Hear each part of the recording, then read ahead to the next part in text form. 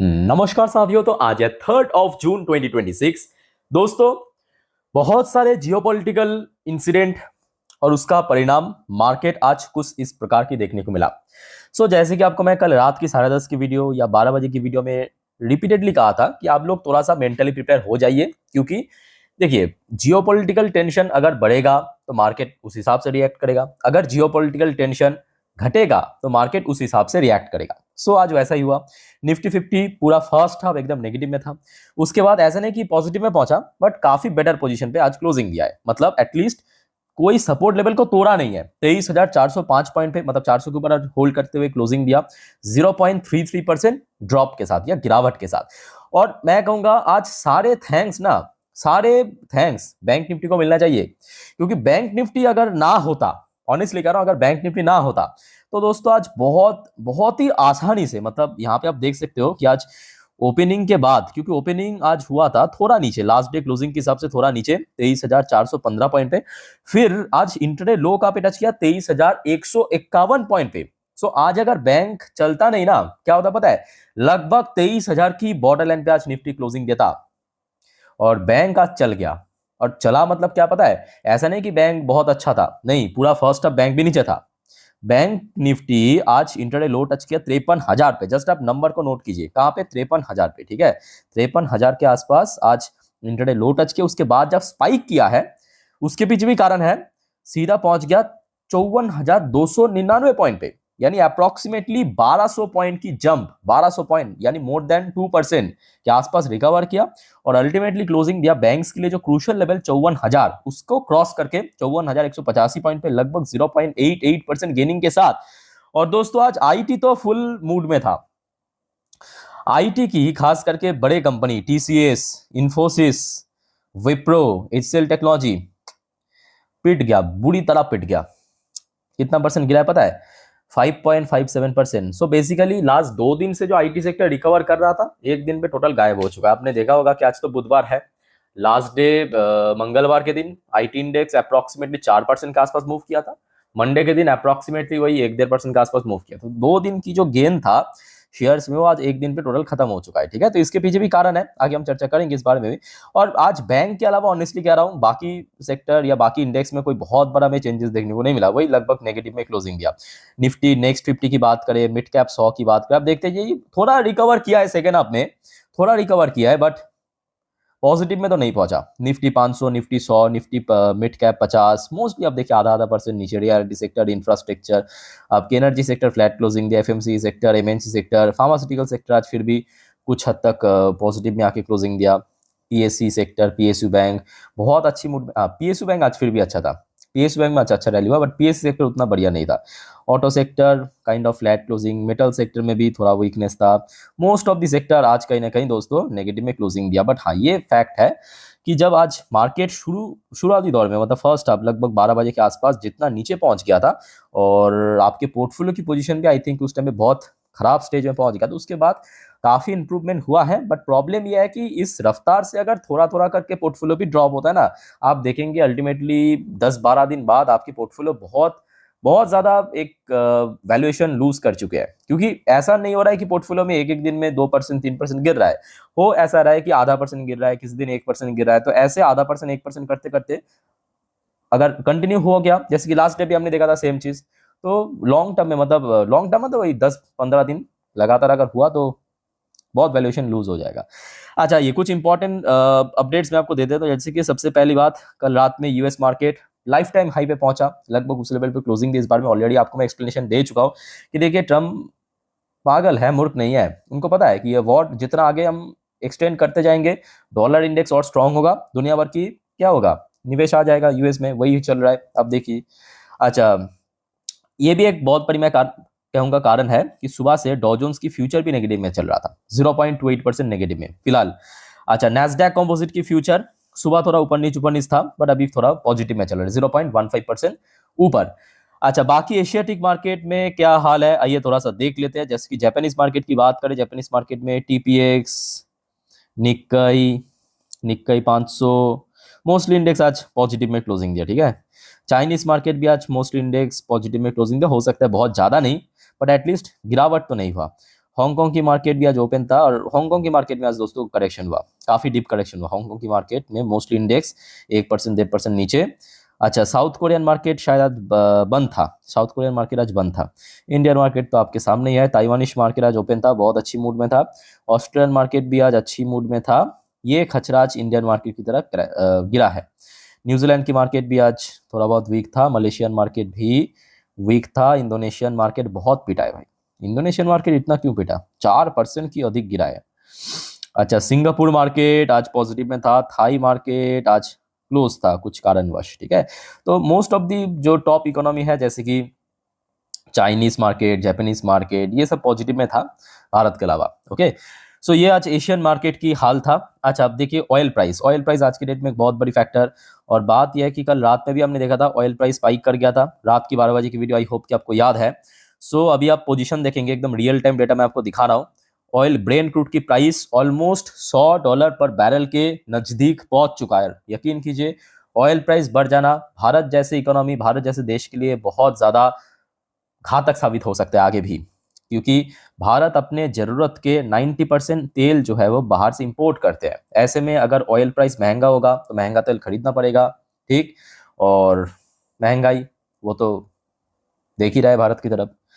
अच्छा, बाकी बात करें ऑयल के साथ गोल्ड का क्या संबंध है, ऑपोजिट संबंध है ना। तो गोल्ड प्राइस में ऑब्वियसली बात है ड्रॉप होगा, सिल्वर ये भी ड्रॉप होगा क्योंकि इसका भी ऑपोजिट रिलेशन है।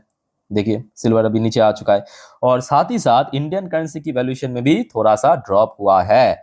कल हमने देखा था 95 के ऊपर जरूर था, बट 95.3 के आसपास था 2 जून, और अभी आप देखेंगे 95.65 पे पहुंच चुका है 1 यूएसडी के अगेंस्ट में, यानी प्राइस बढ़ गया, वैल्यूएशन लूज कर गया। सो दोस्तों ये कुछ इंडेक्स मापिक मैं आपको समझा दिया। अब चलिए कुछ जियोपॉलिटिकल अपडेट, टैरिफ के ऊपर कुछ अपडेट है उसके ऊपर लेके चलता हूं, बट प्लीज एक चीज आप मेक श्योर कीजिए, आपने इस चैनल को सब्सक्राइब दोस्तों करके रख दिया, नहीं किया तो दोस्तों फटाफट करके रख देना। शेयर मार्केट, जियोपॉलिटिक्स, सब जानकारी, सब अपडेट पाई टू पाई, टाइम टू टाइम पाने के लिए दोस्तों।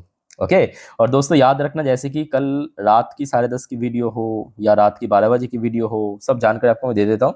आज भी आ जाएगा, जिस पर हम नेक्स्ट डे मार्केट प्रेडिक्शन, मतलब कल 4 तारीख मार्केट किस तरह मूव कर सकता है, कहाँ पे रेजिस्टेंस है, कहाँ पे सपोर्ट है, शेयर मार्केट से रिलेटेड सारे जानकारी दे दूंगा, मिस मत करना उस वीडियो को, ठीक है।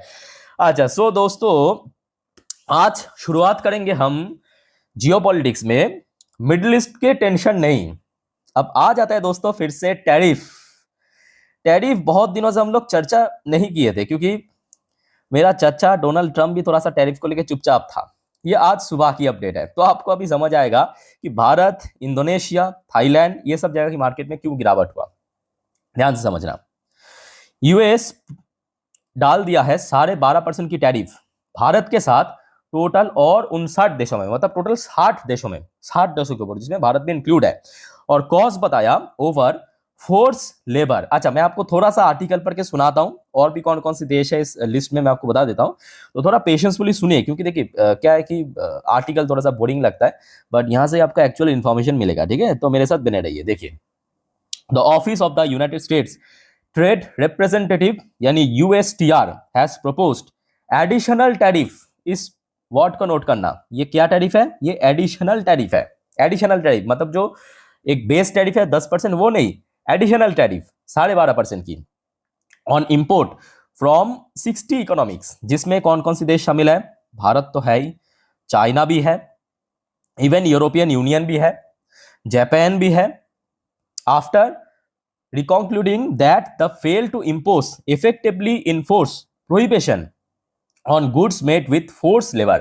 दोस्तों एकदम सरल भाषा में अगर हम समझे तो बात यह है, ट्रम्प चाहते हैं या यूएस चाहते हैं कि जो भारत, चाइना, जापान, इंडोनेशिया, ये सब देशों से, या यूरोपियन जो लोग हैं यूएस में जाते बसते हैं, वहां पे काम धंधा करते हैं, ठीक है। इसमें क्या हो रहा है कि यूएस की जो लेबर्स है या यूएस की जो लोग हैं उनको रोजगार नहीं मिल पा रहा है, ठीक है। तो जिस वजह से यहाँ पे एक्स्ट्रा करके 12.5% टैरिफ डाल दिया फोर्स लेबर की वजह से, तो इसका भी कहीं ना कहीं आज एक इम्पैक्ट शुरुआती दौर में देखने को मिला। अब देखिए मार्केट, मैं कहूंगा टैरिफ को लेके काफी यूज्ड टू हो चुका है, तो जिस वजह से इसका कोई बहुत बड़ा परिणाम देखने को नहीं मिला, मार्केट इवन रिकवर कर गया। तो ये दोस्तों यहां तक क्लियर हो चुका है टैरिफ के ऊपर, ये एक अपडेट आया था। अब आ जाइए नेक्स्ट अपडेट पे।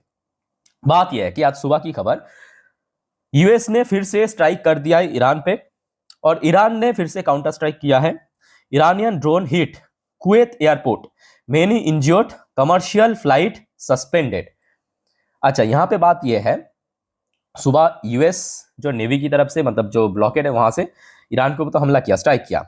अब ईरान ने क्या किया, कुवैत में जो यूएस की मिलिट्री बेस है, ठीक है, उसके पास जो कुवैत की एयरपोर्ट था, इसको एक्चुअली यूएस की जो मिलिट्री बेस की जो मिलिट्री है वो यूज करता था, वहां से फ्लाइट लेता था या ड्रोन को चलाता था, जिस वजह से कुवैत की जो एयरपोर्ट है उसको इस बार ईरानियन ड्रोन ने निशाना बनाया। समझ आ चुका है, और समझ सुनने को आ रहा है कि उसके बाद काफी लोग इंज्योर्ड भी हुआ, और यही फैक्ट है, यही वजह है कि ऑयल प्राइस आज और बढ़ गया है। तो आपको समझ आ रहा है कि क्यों ऑयल प्राइस इतना बढ़ गया, उसके पीछे रीजन यही है, क्योंकि वॉर दोस्तों बस ऐसे ही मतलब कह सकते हो कि ये जो सीज फायर है बस ऐसे ही दिखाने के लिए सीज फायर चल रहा है, बट अल्टीमेटली कभी कभी यूएस स्ट्राइक कर रहा है, कभी ईरान काउंटर स्ट्राइक कर रहा है, और जिसका परिणाम मार्केट आज इस प्रकार से देखने को मिला।